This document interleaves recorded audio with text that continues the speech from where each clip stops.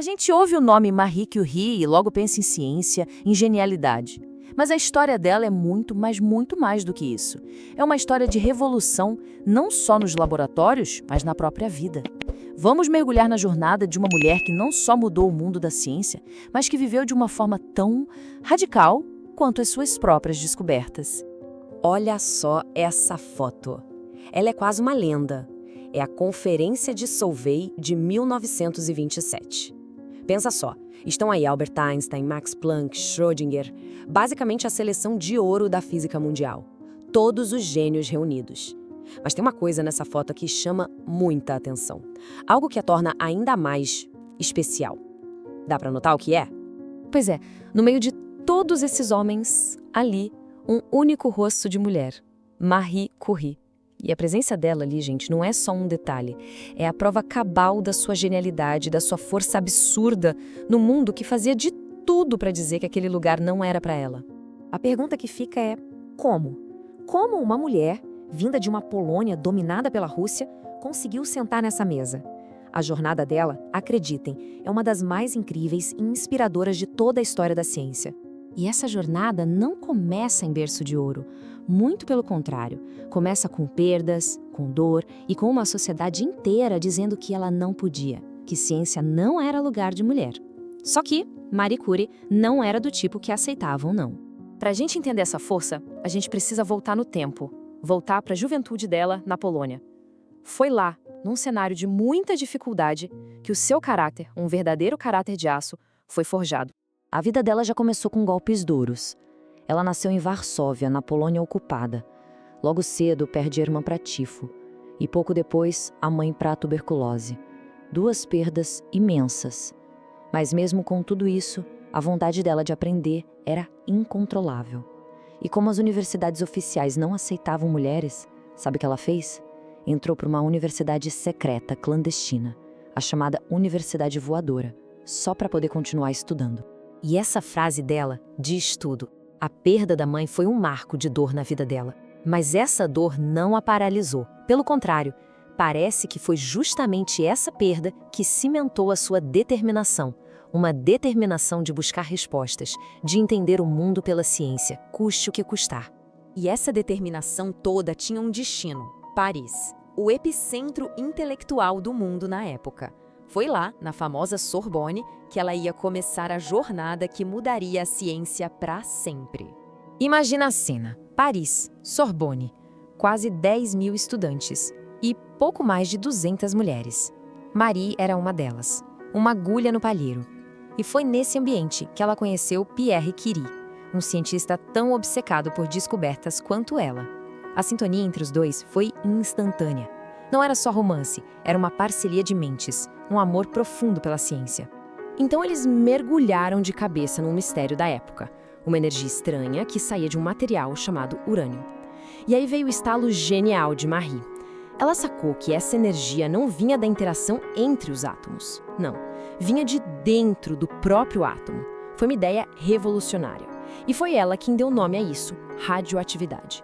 E eles não pararam na teoria, foram para a prática. E que prática! Eles processaram literalmente toneladas de minério num laboratório improvisado super precário. E conseguiram o impossível. Descobriram não um, mas 2 elementos químicos novos. O primeiro, ela batizou de polônio, uma homenagem à sua amada Polônia. E o segundo, o rádio. Era incrivelmente mais poderoso, centenas de vezes mais radioativo que o urânio. Pausa para pensar nessa frase. O laboratório deles era, nas palavras dela, um barracão miserável. Tinha goteira, era frio, mas para eles era o lugar mais feliz da Terra. Isso mostra o tamanho da paixão. A busca pelo conhecimento era muito maior do que qualquer desconforto. Só que a história de Marie Curie é feita de altos e baixos muito extremos. E o destino ainda guardava para ela um contraste brutal entre o sucesso e uma dor imensa.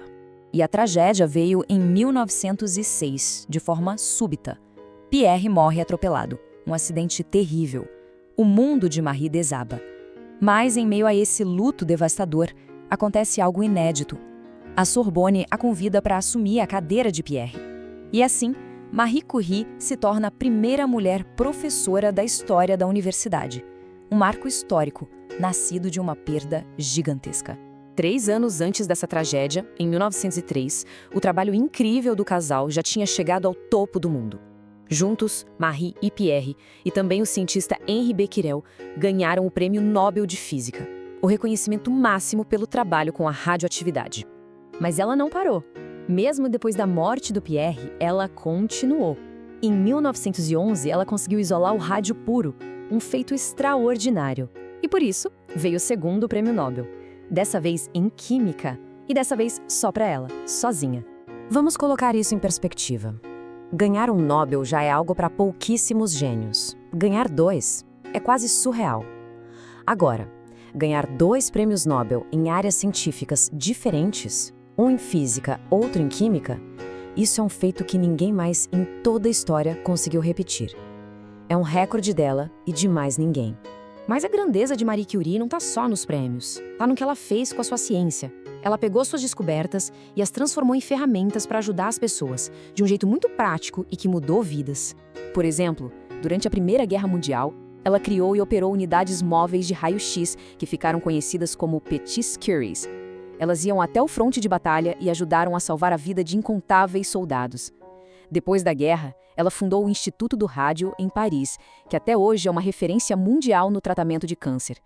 E no fim, numa ironia cruel, foi a própria ciência dela, a exposição constante à radiação, que tirou sua vida. Foi o sacrifício final de uma vida inteira dedicada à descoberta. Essa frase dela é quase um mantra. Nada na vida deve ser temido, apenas compreendido. Para ela, o antídoto para o medo era o conhecimento. Entender as coisas era o caminho para ter menos medo. E essa busca por compreensão foi a missão da vida dela, até o último suspiro. Então, o que a gente aprende com uma vida assim entregue de corpo e alma à ciência? A história de Marie Curie nos mostra o poder que a curiosidade e a determinação têm quando não se deixam abater. E nos deixa com uma pergunta no ar. Quais são as barreiras que nós hoje ainda precisamos derrubar em nome do conhecimento e do progresso?